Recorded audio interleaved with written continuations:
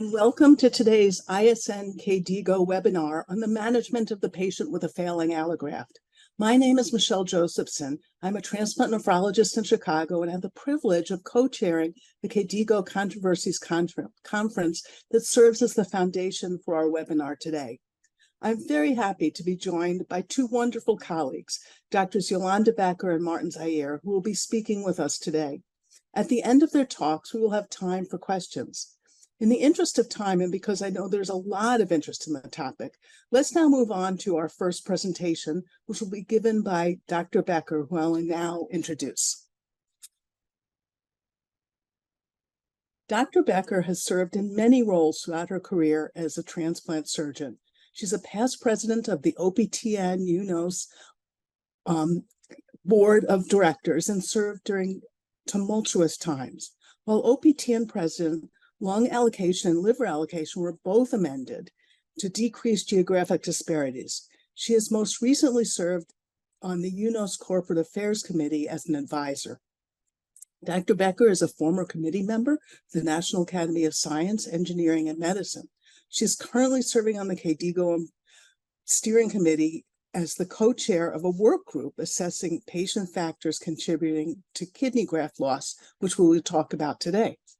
Dr. Becker previously served as an elected member of the American Society of Transplantation Board of Directors, co-chairing its winter symposium, chairing its education committee, and serving on the Minority Affairs Committee. She has served on the American Society of Transplant Surgeons Scientific Studies Committee and on the ASTS American Transplant Congress Program Planning Committee. She has also served on the Board of Directors of the National Kidney Registry. Dr. Becker earned her medical degree at the Johns Hopkins School of Medicine in Baltimore and completed her surgery training at Vanderbilt University. She finished her multi-organ transplant fellowship at the University of Wisconsin and is proud of training many of the current surgical directors of transplant programs around the country. She is currently a retired professor of surgery from the University of Chicago. She also serves as the Director for Career Development at the Burnett School of Medicine at TCU. Dr. Becker is the proud mom of two college sophomores. In addition to her newly found love for running, she enjoys cheering on her favorite soccer teams, reading, and taking care of her many pets, whom I've heard all about. As a personal aside, I had the pleasure of working closely with Dr. Becker when she served as surgical director at University of Chicago. Please join me in welcoming Dr. Yolanda Becker. Thank you, Dr. Josephson. It is a privilege to be here today and to give this talk.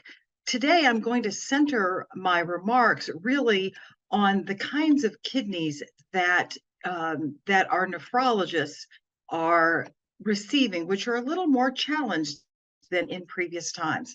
I would very much like to thank the organizers, KDIGO and ISN, for inviting me to be here today.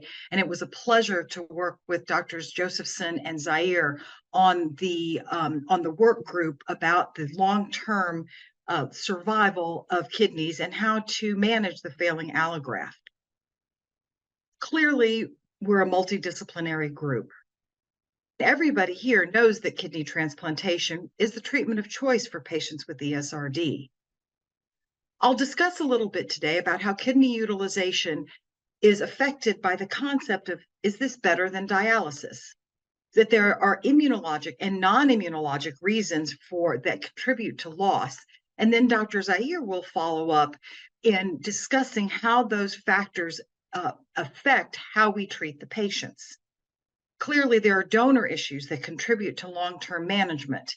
As our donors also age, as our recipients have aged, ischemia times, certainly in the United States, biopsy findings are important. However, many studies have shown that perhaps they are not, and certainly in publications from France, biopsy findings are not considered important. And what is the role of machine perfusion? It used to be that we had static machines where we placed kidneys on a pump. Now, in the United States, there is normothermic regional perfusion, where after donation, after circulatory death, a patient is put back on a circuit to provide perfusion to the organs, which increases our utilization and increases the good outcomes for these organs. I will give an example donor case as a platform for the discussion of how to manage these kidneys long term, and a little bit about some donor areas that can affect the in pre-procurement that can affect the post-procurement outcomes. As you can see in this slide, graft survival, these are United States data, and graft survival among adult deceased donor kidney transplant recipients, regardless of survival time, regardless of KDPI, you can see in all of the various KDPIs that the survival with a kidney transplant at 1, 2, 3, 5 years and beyond is certainly better than what's shown in the red, than being on dialysis. Now, certainly we all know that this is affected by recipient selection, and perhaps those that continue on dialysis are those that were not transplant candidates. However, certainly we have shown recent data through the National Academy's report that that may not be as prevalent as we think, and there are many patients who actually do not have access to the transplant list. When we were doing the NASM report, part of that report was also looking at a patient-facing view and allowing the patient to participate a little bit more in decision-making around transplantation. However, there are so many concepts that are very difficult.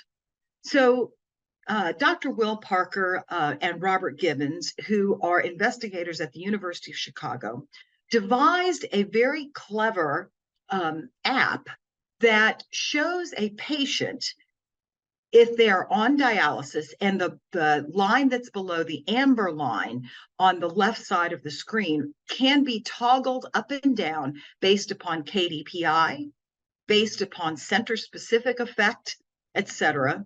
The green line was informed by the USRDS outcomes. So clearly that you can place in European or other data to affect that line. And you see that the space in between the line is actually the survival benefit, so that patients are able to see the benefit to themselves. If you increase the KDPI, the amber line might move closer to the green line, but it actually never crosses the green line. On the right-hand side of the screen, many patients will ask us, certainly in the United States, should I wait for a better kidney? And that is a great question, but we were able to look at an app and say, should you wait or should you not? In all instances, there was a slight increase in survival benefit early on, but long-term, it really didn't make a lot of difference to wait. And again, I put this on the slide. I'm happy to share the app with you so that you can plug it in. It's a very effective tool to show patients that regardless of KDPI, yes, there is risk involved. However, they can participate in the decision-making process over the type of kidney that they wish to receive. In this slide, you see that in the US, the non-use of kidneys has been unfortunately increasing year upon year.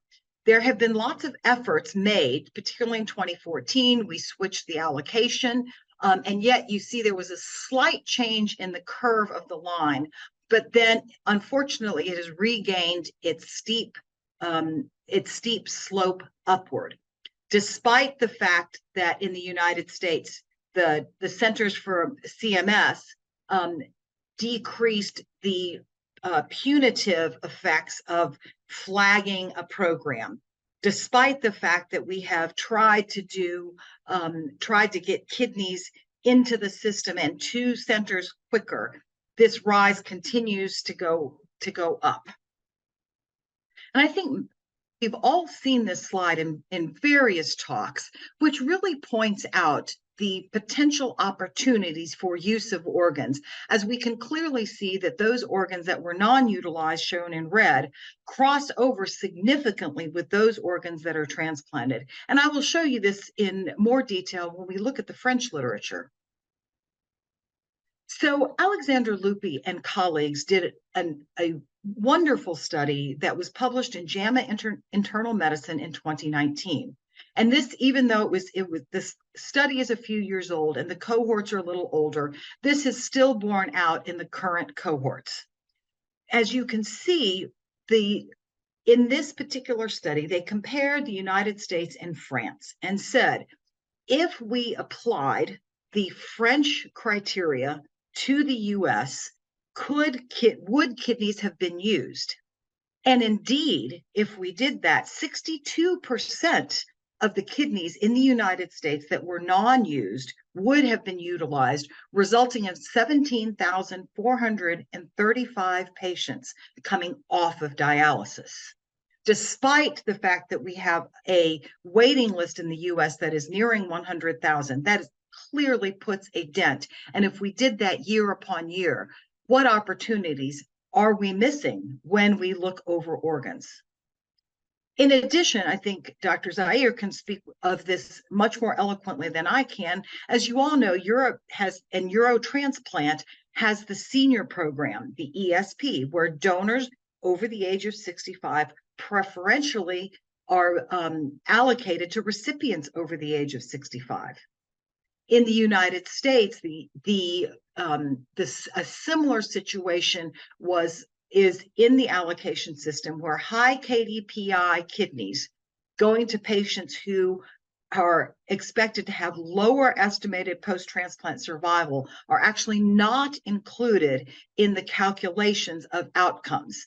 And it is felt that perhaps the reason why so many kidneys are being non-utilized in the United States is because of this fear of regulatory oversight, the fear of outcomes being not as expected, and what that means for a program. Indeed, Jesse Scholl has shown many times that programs significantly decrease their utilization when they undergo regulatory scrutiny. So as you see in this slide, the transplanted kidneys actually for the French cohort were older. And in the U.S. cohort, and all of these are in the U.S. cohort, the discarded kidneys actually were younger than in the French cohort, as one would expect. As you look across this, you can see many different areas where there are statistically significant differences, where in France the kidneys were utilized. Some would say that yes, of course, in France there were 29, just shy of 30,000 donor kidneys, where in the United States it was 156,000. However, still the non-utilization rate for this cohort was 17.9% in the US and only 9.1% in France, despite having more hypertension and cerebrovascular death in the French cohort. When we look at discard probability, that is much higher. As you see, the slope is much higher in the United States versus France, which shows a very, of course, the non-utilization rate goes up as KDRI goes up, but it's a much slower and gentler curve. In the United States, we also looked at the effect of center when we were doing the National Academies report. And what it showed is that transplant centers can have as much as a 60-fold difference in their acceptance criteria for kidneys. And in point of fact, could we take the practices of the high-performing kidney transplant centers across the world and adapt them to those centers that are not utilizing kidneys, or simply recognize the fact that some centers are able to manage medically complex kidneys while other centers do not have the means by which to do this? And of course, as a surgeon, I would be remiss in not giving this data, although I think it kind of shines a light on us as surgeons. I'm a little hesitant to put this up, but there is a real weekend effect in the US. This was written by Sumit Mohan. He speaks of this very eloquently, that, no matter what the season, no matter what the part of the United States, which part of the country, we clearly see this weekend effect where Fridays and Saturdays, the non-utilization of kidneys goes significantly up. So is this all gloom and doom for the United States and across the world? What can we do to improve our utilization? How can we get to yes rather than accepting no for an answer? And again, why are we losing so many renal allografts over time? Could it be that as donors, we are, if in a deceased donor situation, are we delivering to our nephrology colleagues a KDPI kidney that's less than 50, maybe starting in the green? Or are we actually delivering a kidney a donor kidney that will get the patient off dialysis, that allows them better survival, and yet is already in CKD stage 5, but they're not yet on dialysis? I would argue, even being a surgeon, that even I know that those kidneys are much more difficult to manage and may get to the stopping point much quicker than kidneys that start in the green. So what kind of kidneys do we deliver to the patients? This is a real case where a 65-year-old male whose cause of death was anoxia and had a BMI of 40. This was donation after circulatory death without reperfusion, without normothermic regional perfusion. The kidneys were pumped. The donor had a history of diabetes and hypertension. The admission creatinine was 1.5. During the course of the patient's hospitalization and donor management, it required increasing pressure support. At one point was on maximum levofed and epinephrine.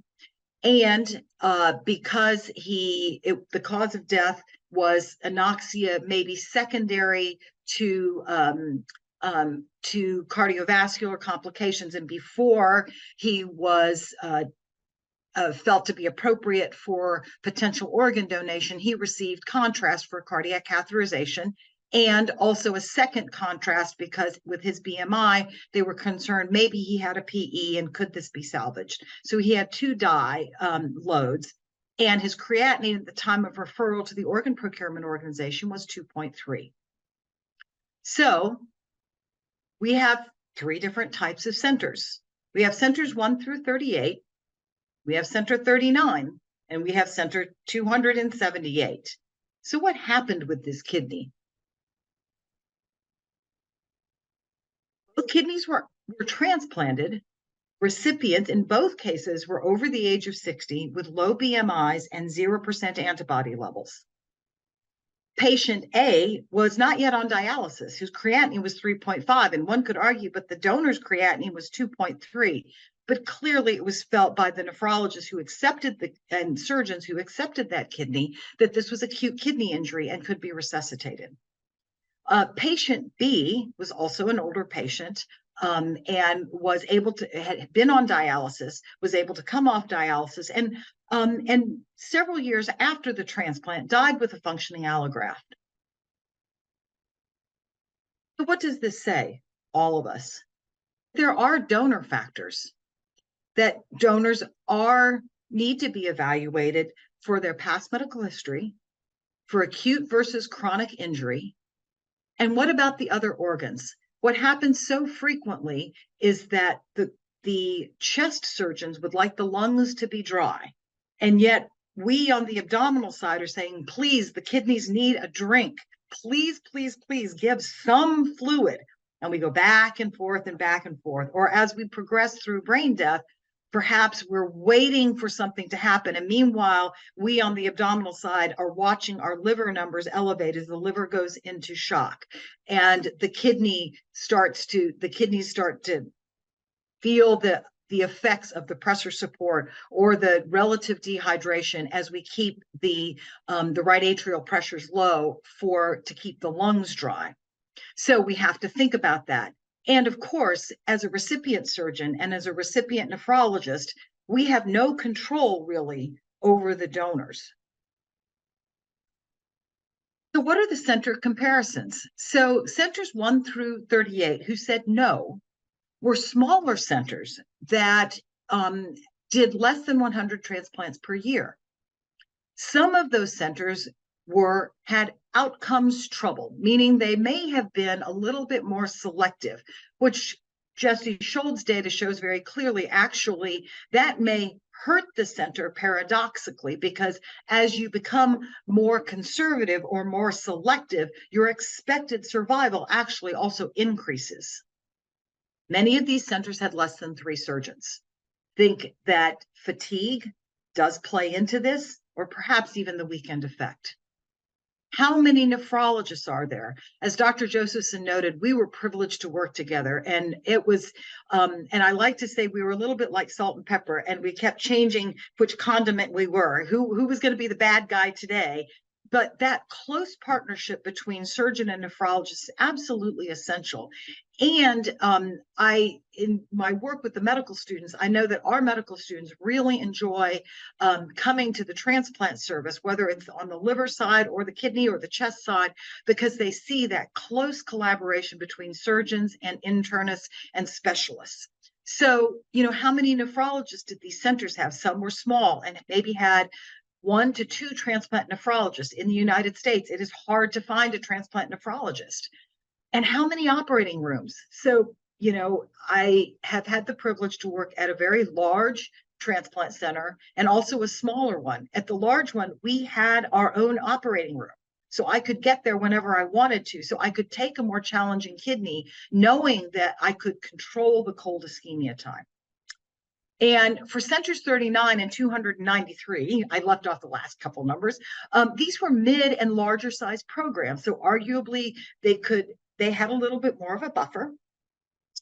They both had high use of higher KDPI kidneys. And yet the data actually shows that if you use higher KDPI kidneys and you have higher acceptance rates, that actually these very centers have no outcomes troubles. But in the United States, we actually know who these folks are. And we also know that they have high-risk nephrology clinics. They have clinics to manage delayed graft function specifically, even as an outpatient. They have operating rooms that allow them to limit the cold ischemia time. So they're in centers where the things that they can control, they do. So I recently moved to Texas with my husband, who is a transplant nephrologist. And so what I was excited about as I joined the organ procurement organization there, LifeGift, is that there was a very strong initiative to expedite allocation within the regulation. So no rules were broken, but it's kind of back to the old fashioned. When I started transplant, we used to just call our buddies and say, hey, this is a kind of challenging kidney. We knew who would take them, and we just called them. But that's not the way it is in the United States anymore, because we have DonorNet and all these offers have to go out. So you have to get everybody to make up their minds. But Texas thinks it's its own kind of universe. And so within the rules, Texas had an initiative. And you can see that overall, the non-utilization rate was really unacceptable and going up very high. So in April of 2022, a new expedited allocation was initiated. And of course, with any study, you see the initial drop. And of course, we had some sawteeth here. The overall slope of this curve has really flattened out. I find it very interesting that in the what would be considered the more holiday months at the end of November and December, you see this bump up again. I think we have to ask ourselves what's going on. And in July and August, when many people in the US are on holiday, you can see that the numbers start to go up again. They're coming back down. So there are going to be, I believe, seasonal spikes. Are there ways that we really need to honestly look at this and say, are these spikes because we had more donors that were challenging, or is it really because we simply need a workforce adjustment? So as we move into the difficult management of these patients, of course, we have higher PRA recipients. We have more patients that are repeat transplant. Those are certainly some immunologic causes. But I hope that I've convinced you that we have significant non-immunologic causes across the donor spectrum with the impact of intermittent acute kidney injury in an otherwise functioning graft, ischemia reperfusion, the cold, warm and cold ischemia time, whether or not a kidney is machine perfused, or even the newer normothermic regional perfusion. And we haven't even touched on the donor infectious factors that certainly play a role.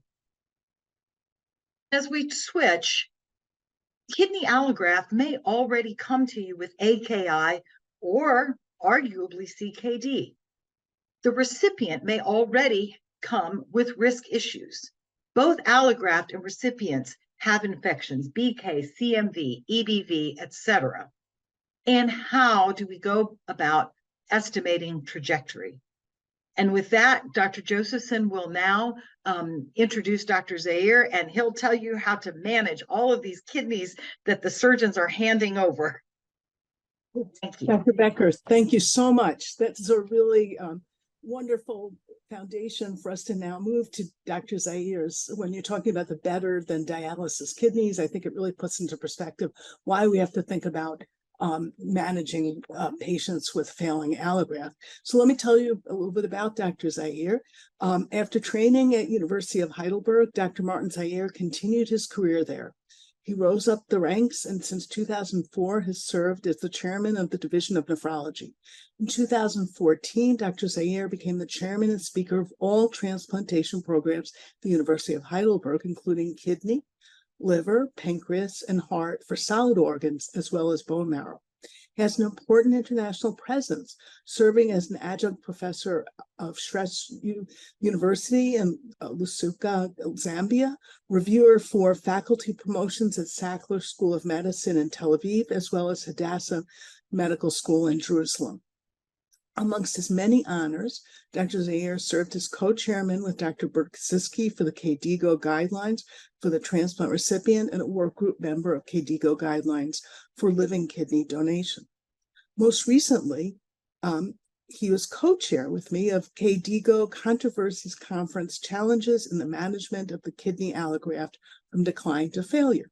I first met Dr. Zeier when he was chair of the KDIGO guidelines for the transplant recipient, and I've had the wonderful opportunity of working closely with him on the KDIGO Controversies Conference on the failing allograft.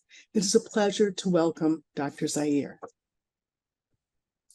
Yeah, thank you very much for this kind introduction. I didn't know I had so many career steps.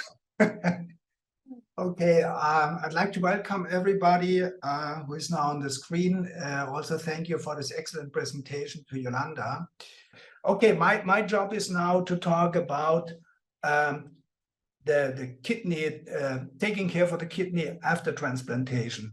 And I think it's a very important thing. We just heard that the surgeons and internists, especially in this case, nephrologists, need to work together. And that's what we're actually doing here also in Heidelberg and probably worldwide, where big transplant programs are running, because only working together is the most important thing to keep these kidneys for a long time alive.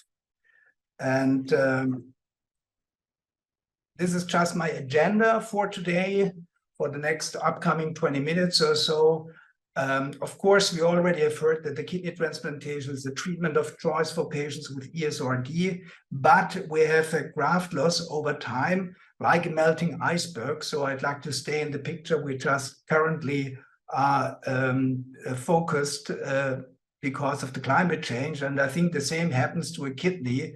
It starts hopefully good, but then the kidney function is melting down, sometimes fast, sometimes in a slower fashion. There are several factors. We'll go through a few of them, immunological and non-immunological factors. Then the question, what is a good allograft? I don't want to go in detail because we just heard about that. And another important thing is, I think, the prediction of the loss of function. So how can we advise our patient? What can we do to keep kidney function, kidney allograft function as long as possible? And there's also another subject we have to talk about, probably only a short or a few ideas, but you can go and read in detail in a paper which was published in Kidney International, how to care for patients with a declining allograft function and to go for dialysis within, let's say, a year or so. First of all, kidney transplantation is in the most cases, or in the majority of ESRD patients, the treatment of choice for ESRD. And there's a paper coming out in 2022, which shows that in most studies, as you can see here on this plot, kidney transplantation favors survival, but also quality of life, but in this case, survival in patients with end-stage kidney disease. And this was a large meta-analysis, 48 observational studies in more than 1 million patients. And I think that's something we should keep in mind when we advise our patient who is going to end-stage renal disease, for what reason the kidney disease is in this patient. So why are we losing so many allografts over time? And I think this is a very important slide you should see, and I'd like to go through it just briefly. This is from the CTS, the Collaborative Transplant Study, which was initially founded by Professor Oppels, who was a co-worker of Professor Terasaki in California a long time ago. And there, you can see here there are almost 400,000 allografts followed over a long time, since 1980 up to now. And we can see two different things. These are the retransplants. In the first few weeks, or even the first 1 or 2 months, we lose a couple of kidneys because of rejection, not so much nowadays, but for example, because of non-functioning allograft, because of prolonged delayed graft function. But then we would expect, if the initial problems are solved, we would or should expect that kidney function stays on this line, but it doesn't do it. We are losing kidneys over the time, and you can see that after 5 years or so, for retransplant, it's a bit more. After 5 years, about 80 to 85% kidney function is still in the patients, the kidney allograft function, but we already lost 15 or even more % of kidneys within this half a decade. And this is shown more or less in the same way, but as a 20-year half-life, as a 20-year estimate or half-life estimate. So after 10 years or after 15.6 years, 50% of the kidneys are gone. And the question is, what can we do to prolong allograft function, and in particular, to move this curve from here to here? And one thing is the quality of kidney donors. I just showed you the donor age, which was also thoroughly investigated by Dr. Oppels, and you can see the younger the donors, the better is the outcome. But this is only just to keep you in mind what we just heard from Dr. Yolanda Becker, who discussed this in depth. Now coming back to our picture of the melting iceberg, hopefully we do not crash into it like the Titanic. Actually, we have this sketch we also used for our Controversies Conference with a good kidney function. And what is good kidney function? We have to keep in mind that we normally transplant simply one kidney. So the best possible GFR we can expect is around 60 to 65 ml per minute. It's not 100% kidney function because it's only one kidney. And the question is, how is the road down from the kidney function, from the good kidney function after transplantation to the failing allograft? And there are several factors, and we I'd like to go with you through a couple of them, not all, because time does not allow to go through all of them.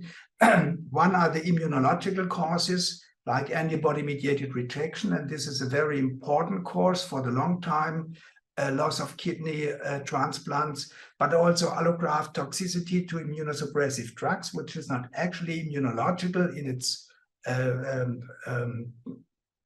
nature, so to speak, but it's very close related because immunosuppressive drugs are necessary to keep the kidney without a rejection, and also the role of minimization of immunosuppressive drugs and the following risk of antibody-mediated rejection. So we want to minimize to avoid toxicity, but we also increase the risk of this ABR. The other point is we have a couple of non-immunological reasons which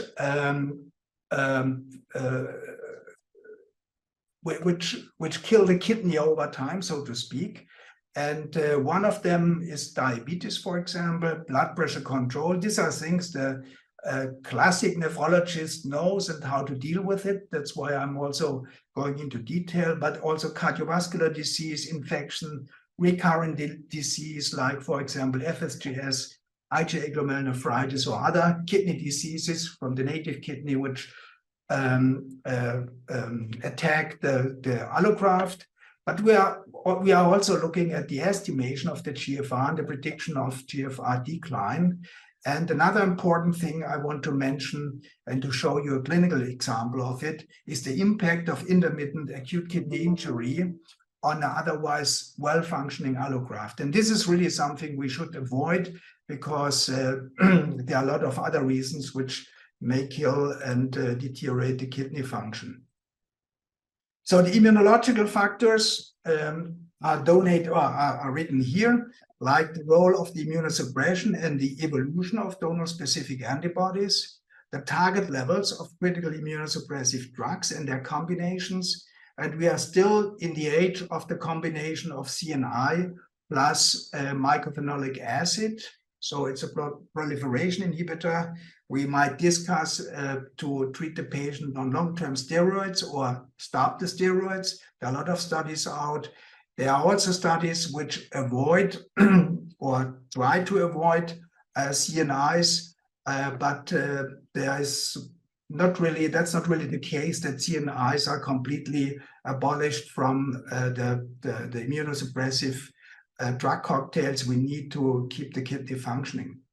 Then we have to consider the immunosuppressive renal toxicity, particularly from the CNIs. We have to consider that CNI depletion or CNI, taking away CNI may increase the risk of rejection. So especially in the first 3 months post-transplantation, CNIs are still very important. We have to consider drug interactions with the potential of allograft injury. Just to give you an example, there are some drugs out to treat a corona COVID infection, and they, for example, increase dramatically tacrolimus blood levels with an acute kidney injury. And of course, there are the well-known drug and drug interaction, which play also a role in the toxicity for the kidney and make also side effects. Now, what about the donor-specific antibodies? How do they? How is the evolution of these donor-specific antibodies? How can we measure them? We need, of course, and that's exactly what Dr. Becker also said, we need not only the surgeons and the nephrologists, we need also a very good lab and a cooperation with a transplant lab to have the appropriate tests to identify these donor-specific antibodies. The question is when and how often to measure.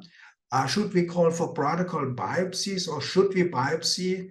Should we do allograft biopsies when we measure donor-specific antibodies? What about the impact on the allograft? What does it mean in terms of the Banff classification, which is a classification which tries to classify the type and the severity of an allograft rejection? What about the molecular microscope? That's more research, but maybe in the future it's also in the clinical practice may play a role. Then when to treat, not all patients who develop donor-specific antibodies need actually anti-rejective treatment, because this treatment has also a lot of side effects, and the treatment options are, for example, plasma exchange, EVIX, rituximab, daratumumab, bortezomib, a lot of drugs out of the oncology treatment area, but also medications like tocilizumab from rheumatology, or eculizumab, a very important drug which is used to block the complement cascade. Now, if we look at the antibody-mediated rejection, we have to consider, first of all, the de novo DSA, donor-specific antibodies, but they are not necessarily associated with a bad pathology of the allograft kidney. That's why we should biopsy these patients who have high de novo donor-specific antibodies, and only if we see tissue reactions, like, for example, CD4 deposition or peritubular capillaritis, then we should consider the treatment option I said before. If we wait too long, of course, then we will have IFTA, which means a lot of tubular atrophy and interstitial fibrosis, and then a lot of kidney function is already gone, and one of the hallmarks of this is the proteinuria. Now, what can we expect from the biopsy? We can expect from the biopsy a couple of things, like, for example, the global thickening of glomerular capillaries, as it's denoted here. We can see peritubular capillaritis. This is a tubular structure here. This is a capillary with this cells inside. Here we can see the C4d positivity in a peritubular capillary, and there's also glomerulitis, which is shown here, where we see inflammation and cells from, like, leukocytes, macrophages, and so on within the tubular capillaries. These are hallmarks, together with the DSA, of antibody-mediated rejection. Another thing is, which I mentioned already before, the type of lab we have and how we measure donor-specific antibodies. If we know them and treat the patient appropriately, like with the desensitization protocols, then the patient survival outcome is good. The graft survival outcome is like shown here, not as good in patients when we use the pre-Luminix era to detect these donor-specific antibodies. With the new techniques and with a much better lab technology behind this quite complicated procedures, then the outcomes are quite good. So again, putting things together is, we need, of course, a top surgery, a top surgical department. We need nephrologists which are aware of all these complications, but we need also very good pathologists and a good lab which advises us and gives us reliable results. Let me now turn to the non-immunological factors of the allograft loss, like hypertension, acute kidney injury, viral infection of the allograft, drug toxicity, and so on. Blood pressure, this is very close to our heart as nephrologists, of course, is quite nicely shown that blood pressure matters in this slide, also from the CDS study, collaborative transplant study, where a huge number of patients were studied. And as you can see quite easily, that the blood pressure which is below 140 or blood pressure above 140 matters in terms of transplant outcome, in other words, for graft survival. So I don't say that this is a threshold or a target blood pressure like we have in essential hypertension, but at least we can say a blood pressure below 140 might be good for a kidney allograft. And this is also logic, I think, because it's a single kidney. It's a kidney with a lot of challenges like rejection, like viral infections, like other things like diabetes and lipid abnormalities. The good news is that if we treat blood pressure, even after 3 years, we can change the situation. This is the line. It's 11,000 patients who had normal blood pressure after 1 and after 3 years, so they are doing fine. Those with high blood pressures, they have the worst outcome. But those patients who had high blood pressure after 1 year and after 3 years follow-up had a blood pressure below 140 millimeters mercury systolic blood pressure, they had a treatment benefit. And I think this shows nicely that we have to take care for the blood pressure, and our patients look for the blood pressure, for blood pressure measurement and according treatment. Post-transplant diabetes, another important thing we need to consider. And as you can show here, there's it's an older study, but still important. It's USRDS data analysis that the increased risk of transplant failure, of death-censored transplant failure, and mortality is highly significant increased when the patient develops post-transplant diabetes. So we have to be aware. We are probably not that much aware on the diabetes compared to blood pressure, but we have to be aware that when a patient develops high blood pressure, we need to take care for that. What about acute kidney injury? In native kidneys, every acute kidney injury leaves scars. Even so, we have a feeling that the kidney function comes back to normal. There's a lot of molecular pathology happening within a normal, but also in a transplant kidney if it suffers from acute kidney injury. And I'll show you this in a patient of mine. This patient got an allograft a couple of years ago, long before 2020. And these are real world data in red. The red dots simply show the CRP as a sign for systemic infection, and the blue dots are the GFR, the CKD-EPI, which is here plotted against the CRP. And this patient came from a kidney function with a GFR of around 70. And she had 3 different episodes of septicemia due to a recurrent liver cyst infection. She had polycystic kidney disease. Originally, both kidneys were removed, but the liver cysts were still there. And you can see over time of 3 years how much kidney function she was losing. Also, we in all 3 cases control the infection, but still the allograft suffered from this severe sepsis episodes. Just to see here, high CRP levels of 362. There are other infections that matter, like urinary tract infection. I don't want to go in detail. BK virus, we monitor for BK virus and adopt the immunosuppression, mostly in combination, tacrolimus in combination with everolimus. And of course, there are other viral infections we need to consider. What about biomarkers and trajectory in the prediction or for the prediction of allograft loss? Of course, we have the proteinuria, which often shows the last phase or the terminal phase of kidney failure. When the proteinuria comes, the kidney function is going away. We have surveillance protocol biopsies. We have the donor-specific antibodies we went through. We have non-donor-specific antibodies, non-HLA antibodies, and certainly the drug level monitoring. And the biomarkers for the futures, these were the biomarkers we're still working with, and we grew up with it during our training.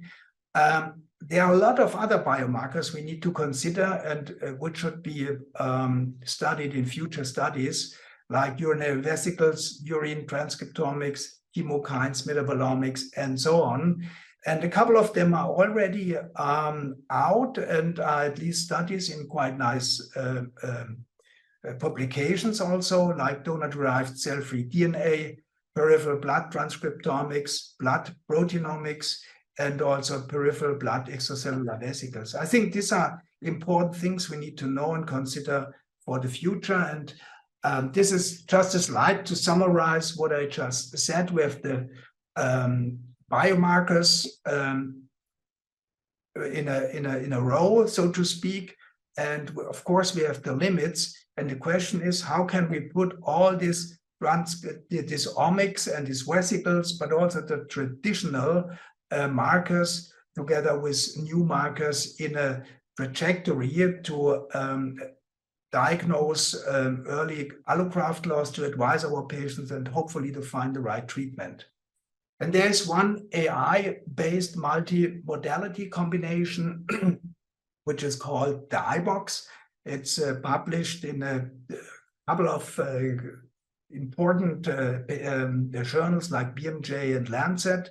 It's mainly from Alexandre Lupi from the Paris group, and they try to integrate in certain algorithms how to predict the allograft survival probability, and also how to use this, for example, in further studies and to predict the outcome of an allograft. I think this is an elegant model which should be used or will be used in the future, and will probably or certainly influence our clinical work with our allograft patients.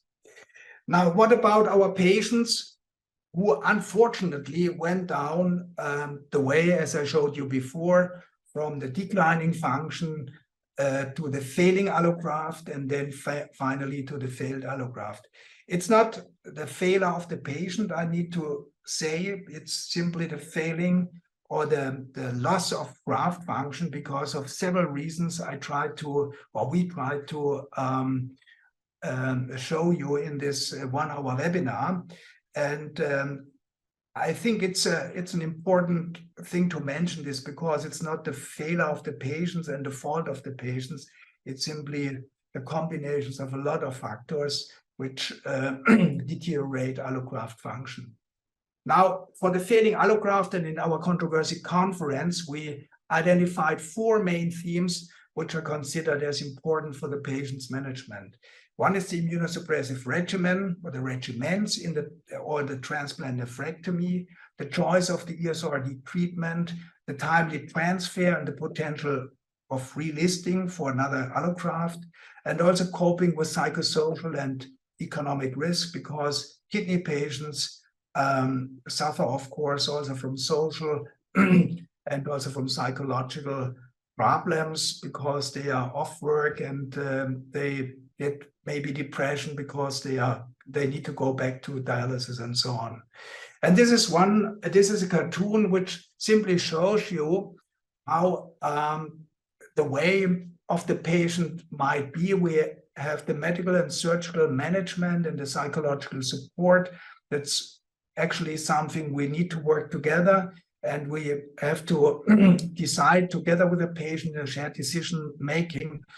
Should we stay on conservative care, like the patient is already old and he declines to go back to dialysis because he says it was so horrible for me prior to transplantation?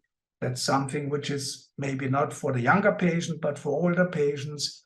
And also the question, who is eligible for retransplantation, even preemptive or with a live donor? What does, for example, immunization like donor-specific antibodies play a role? What are the role of infection? And also, how do we prepare the patient for dialysis, and which dialysis type we should use for our patient? Now, just one slide on the pro and cons of immunosuppression withdrawal in the situation of a declining allograft, or when the patient comes back to dialysis. Minimization of sensitization is a pro if we keep immunosuppression, but we increase cardiovascular mortality. We maintain allograft function, so there's residual renal function. It's also good for the residual diuresis, which makes dialysis maybe easier, but the infectious disease mortality is higher. We minimize the chronic allograft rejection syndrome, which is very important and often makes problems like EPO resistance and chronic inflammation, but at the price is a higher malignancy risk. And we avoid with higher immunosuppression or keeping immunosuppression on dialysis with the acute or terminal rejection, but metabolic complications are higher. This is something we need to consider. And if, for example, the patient has, after reduction of immunosuppressive treatment,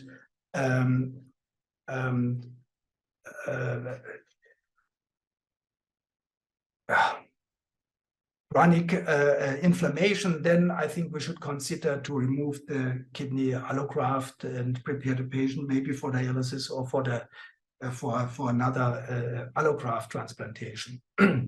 Now, what are important steps, and that's my last slide, for in the transition from being a transplant patient back to dialysis? I think it's important to see the patient quite often and to see it in a team. Studies have shown that a regular contact prolong residual renal function because the patient is maybe more compliant and we understand complications earlier and can cope them.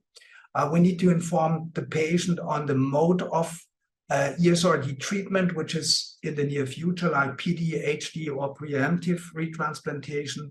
We should definitely avoid a so-called crash dialysis due to pulmonary edema, hyperkalemia, often associated with catheter insertion, hospitalization, septicemia, and cardiovascular accidents, particularly when patients are growing older, of course, for a long time with a functioning allograft.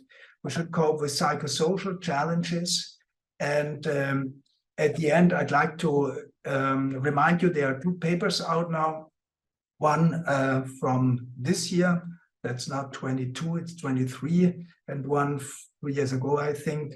This one is actually the summary of our Controversies Conference, where these challenges are summarized. And I think if you have interest, then have a look on these papers and maybe one or the other questions may be answered. I thank you very much for your attention. Sorry for the technical problems in the beginning. Thank you, Dr. Zeier, for that excellent presentation. I'd like to take this opportunity to thank both Dr. Becker and Dr. Zeier for superb and informative presentations. I think they're really helpful and interesting as we think about this area. Because we had a little bit of technical problem, we're going to be able to stay on for some time and entertain some of the questions that our audience has. So for those who have tuned in, please stay with us because we will hopefully be able to get to some of the questions that you're interested in. So I see several themes when I'm looking at the questions, and one of the themes that comes up a lot is a question about immunosuppression. So Dr. Zeier, you addressed some of the pros and cons of staying on or coming off of immunosuppression. There's an interest in whether there are protocols to how you can reduce or take away immunosuppression. And then there's another question, which is somewhat related, that talks about if you stay on immunosuppressants, can they cause anemia in patients with transplant failure on hemodialysis? So I'm going to ask both of you to address the question about protocol or approaches towards reducing or taking away immunosuppressants and what you think about it, and when you might think to do it or to maintain immunosuppression, or if you are going to reduce it, how you reduce it. And then if you stay on it, is anemia an issue that can be a consequence? Okay, I think the question is for me, right? For you and then for Dr. Becker, if she has. Okay, all right. Please, Yolanda. Dr. Becker, if you have some additional thoughts, that would be great. Yeah.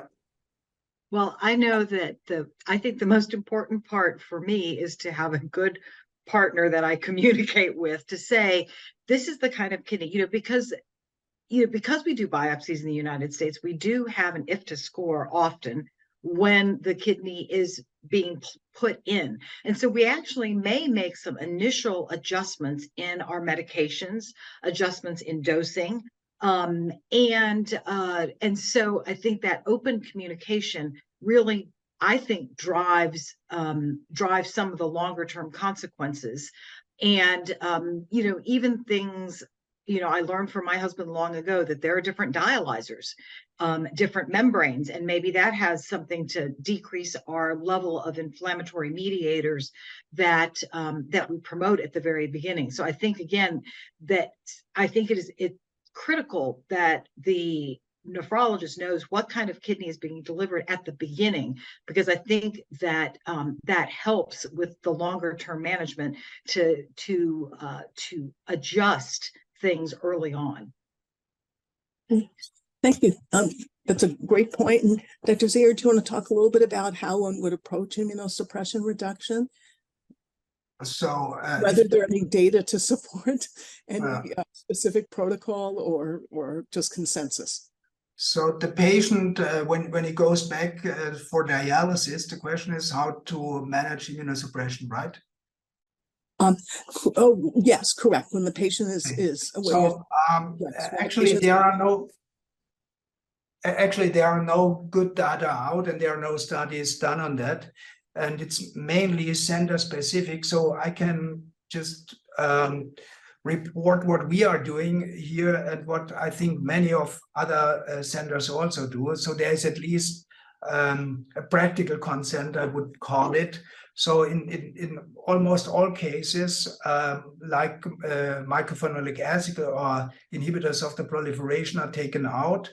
Steroids are on a minimal dosage, or they are also out of the treatment protocol. We keep CNI in a low dose, like for example, tacrolimus in a level of about 2 to 4 or so, and try to taper it over the next 6 to 9 months and try to keep the allograft quiet. If we see the patient when he's back on dialysis is not responding to EPO or has a constant increase in CRP. And another important thing is when the patient has hypertension on dialysis, in other words, the patient is losing substance, so muscle, fat tissue, and so on, and is expanding his extracellular and intracellular volume, then mostly the patient is melting away, so to speak, his substance like muscle and fat tissue and so on. And this is often because of chronic inflammation. And I think then it's the right time to remove the allograft. Otherwise, I would keep it in the patient, and maybe after 9 months or 12 months or so would even stop the tacrolimus or the cyclosporin A. That's basically how we do it. And when I talk to other transplant nephrologists, many do it in the same way, but it's not formally written down in a consent or in a SOP or whatever, and certainly there are no studies on that. Important point. So this is really experientially driven more than anything else. Exactly, yeah. And then I think the other question that comes up, are there points if you, for example, if you know someone's going to get a living kidney donor transplant in the upcoming time, like within a year, would you then say just keep the immunosuppression on? Or are there points where you'd say no, definitely remove immunosuppression, or other points where you'd say no, let's just to keep at least some immunosuppression going? Actually, if a patient has a living donor and we foresee the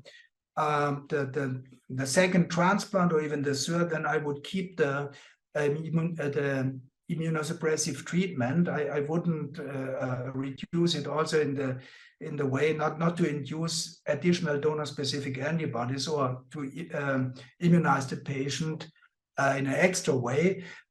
Also, we have to consider that we often transplant patients who already have another organ like a heart or a liver. So we have also to keep the immunosuppression. So in this case, I would not stop the immunosuppression. I would keep it on a standard treatment, and of course increase it when the second transplantation is done, and then taper it again like we did it before with the first transplant. Thanks. That's very, very helpful. I'd like to now turn the attention to something you brought up, which is this issue of graft nephrectomy. And I'd like to actually ask Dr. Becker to comment on her thoughts about graft nephrectomy in the patient with a failing allograft. And are there specific situations? For example, someone in the questions asked about FSGS or BK or other situations which may make you think more about nephrectomy or not. How do you approach transplant nephrectomy? Your thoughts about it? So I think there's certainly the data that we all know about, the older data that says that when you do a transplant nephrectomy, there is an association with increased antibodies. That may be true and unrelated, and it may be that it's a selection bias for those patients that required the transplant nephrectomy because they had ongoing inflammation and the kidney was the source of low-grade fevers or pain or anemia. In that situation, transplant nephrectomy is certainly warranted. Some of the newer things that we are seeing is, should we do a triple nephrectomy for those patients who are chronic BK carriers who had BK prior to the initial transplant or even the retransplant, perhaps from the native kidneys, and then they get a transplant and have difficulties with BK virus. I think in those situations, there probably is good evidence to do a triple nephrectomy, although it is quite, it's a much bigger operation. However, yet again, a time that we can also be collaborative. As we know, as transplant surgeons, we do donor nephrectomies, now laparoscopically or robotically. We can either do that and or work with our urology colleagues to perform the native nephrectomy by laparoscopic means, and then do the traditional capsulectomy and transplant nephrectomy, thereby minimizing or decreasing some of the surgical insult to the patient rather than making a large midline incision or even flank incision. So there are surgical advances that I think make us less hesitant to do triple nephrectomies in the setting of BK virus. And so, but I think that we have to keep in mind that it is not necessarily, it can be a very fast procedure, but it can be pretty complicated.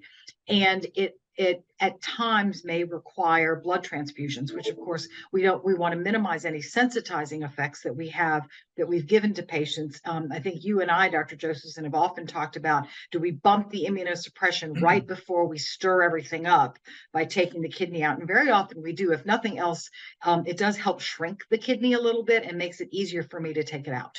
I have 5.5 hands. So. Okay.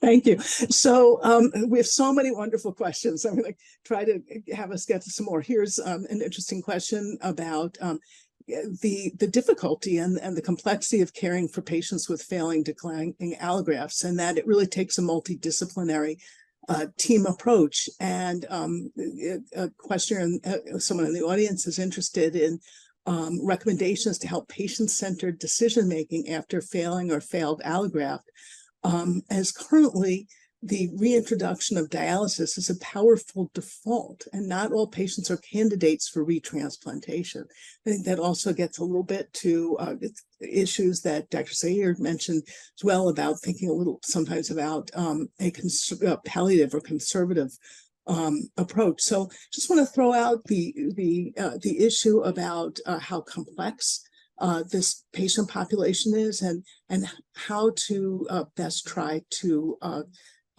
go with patient-centered care that doesn't just end up being a default, that's an individualized care, so that we're not just having all our patients go down one pathway, which isn't appropriate for them.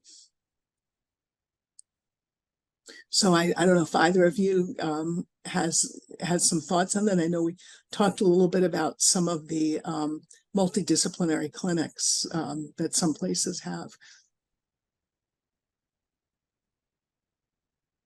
I think one of the things that I'm always cognizant of is when I receive requests to take down a working fistula when somebody has a transplant. I think because of my affinity towards nephrology, I've always been very hesitant to do that unless there's clear evidence of symptoms and perhaps high output cardiovascular failure. Otherwise, I really don't touch a working access. And I think that as we transition back to dialysis for some patients, it is very difficult. I have also been encouraged that these patients, because of the steroids for many years, are oftentimes candidates for peritoneal dialysis, and that is a home modality and perhaps a little gentler on the patient, if you will. But I guess some of the things that I train people is, please don't ever take down the access unless you absolutely have to, and at least consider peritoneal.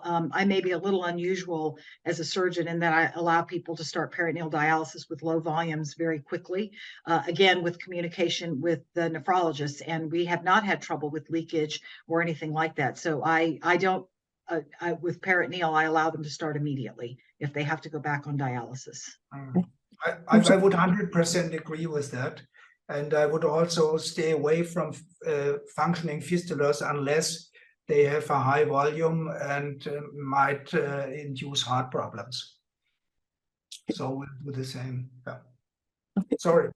Oh, no, that's really great. And here's an interesting question, which is which gets back to some of the points that you brought up in terms of antibody-mediated rejection. And one of our listeners asked, what is the place of inflammadase? I'm sorry, I probably mispronounced that, but in managing antibody-mediated rejection. Actually, I have no experience with that. I'm not, I can't answer this question, actually. We are mainly, but to summarize it, we are using mainly rituximab, still using rituximab in combination prior with immunoabsorption. I know this is a bit different to the United States. And for the long-term run, we give the patients EVICs. But the problem with the antibody-mediated rejection, is I tried to work it out a bit, is we are often too late. If proteinuria is present, then we often are not good enough with our treatment options to reverse the failing or the deteriorating of the allograft. So I would strongly advise for when a patient has donor-specific antibodies in a good lab measure, then do at least one biopsy to make sure there is no capillaritis or CD4 positivity. If there's nothing, leave the patient alone. If there are the hallmarks of antibody-mediated rejection, you should at least consider to treat the patient. Okay. No, thank you. That's very important. And I think that also speaks to the fact that it's not really widely used for this indication at Right. this point. Right. There's a lot of there's many interesting questions, but one of the questions that came up is, what is the clinical significance, utility, and frequency of HLA monitoring during the process of the failing allograft and while waiting, I guess, for retransplantation? So actually, we measure donor-specific antibodies at day 7, day 30, and in a years after 12 months. And because it's also a cost factor, we cannot measure it like a serum creatinine. If we have a patient at risk, we know it before already, we do the monitoring, of course, more often, like every 3 months, for example. But then we also need to have a strategy, like, for example, doing a protocol biopsy in this particular patient, not in all patients, but in this particular patient. I think this is a rationale which works out quite well, but it's also important to see the patient at least once or twice a year after year 1 or after year 2. That's not everywhere possible in the world because distances are different compared, for example, France or Germany with United States. Patients have to travel much longer in the US to go to the transplant center, so they might think about different infrastructure modalities. But that's what we actually do in our transplant unit. And of course, you need a really good and a very interested transplant lab. I think the cooperation between the lab and the nephrologist is as important as between the surgeon and the nephrologist. Thank you. And I think that point of cooperation, we will end it there because we are over time and we have so many wonderful questions. We can't possibly get to all of them, but I want to take this moment to thank both of our excellent speakers, Dr. Becker and Dr. Zeier, and also to thank our audience who provided so many wonderful, thought-provoking questions. We could be here for hours talking about them, but unfortunately we don't have hours today. So again, many thanks for joining us.